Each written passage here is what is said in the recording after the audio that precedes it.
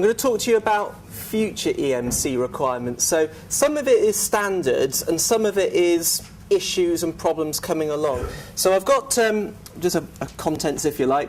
I'm going to talk to you about CISPA 11, and you might think, oh God, we've heard that from Rob earlier on. And likewise with CISPA 22, I'm going to talk to you about as well. It will be different, and really this is just saying these are things that are being developed at the moment, are on the horizon, and whilst not a requirement necessarily now, it's the way things are going. A couple of other standards as well, CISPA 22 and 35. Don't worry about the numbers at the moment. I'll explain all about those a little bit later. 50498 I'm going to talk to you a little bit more about. Rob introduced that earlier on. Standard for aftermarket vehicle products, for example. And we're going to talk about that in a little bit more depth. And then for military equipment and the crossover between military and CE marking requirements, we'll touch on and just explain a little bit about that as well in this Sunlight report. The other thing, right at the end, I'm going to talk to you about is interference issues. These are things that are coming along on the horizon. We're not experiencing interference yet, but I can tell you that as consumers, every one of us will find some form of interference in the years ahead because of the types of new technology which are being rolled out by politicians, which as engineers we're going to have to design product to be immune against. And so talk about what those are and what that means for manufacturers of product. Okay, so why am I going to talk to you about CISPA 11? CISPA 11 again was to do with ISM equipment. ISM, Industrial, Scientific and Medical. The 2007 version sort of limits itself to those type of products. And when I say ISM, what I really mean is all those products which intentionally transmit RF energy, but not for communication.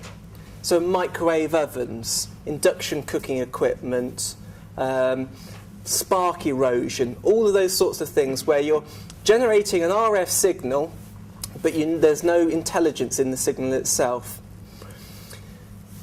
Traditionally, the standard dealt with just those types of products. The 2009 version of the standard, however, will fundamentally change the products which are covered by the scope. CISPA 11 is the international standard. EN 55011 is the identical European standard. CISPA is a special committee of IEC to do with protection of radio services. My French is not very good, but CISPA stands for Committee Internationale Special de Perturbation to Radio. So there's enough anglified words in there to get the flavour of what it's all about. So, as you're aware, for those standards under the EMC directive, we have to look towards EN standards, European norms, because those are the ones which are listed in the official journal. The 2009 version of CISPA 11, as I say, is a fundamental shift.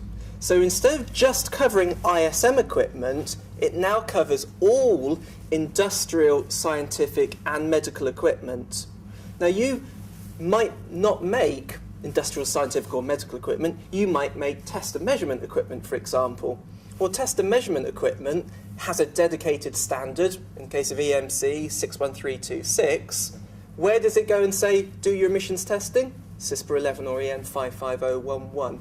If you make a power supply, it ultimately comes back to CISPA 11. Any type of industrial product references CISPA 11. Really important standard. As I say, fundamentally it now changes.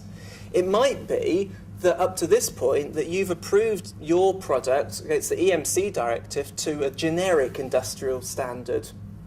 Well, the generic industrial standard is very well and good, but actually this one covers all industrial equipment, so maybe over time the industrial generic emission standard will be phased out because there's no need to have two.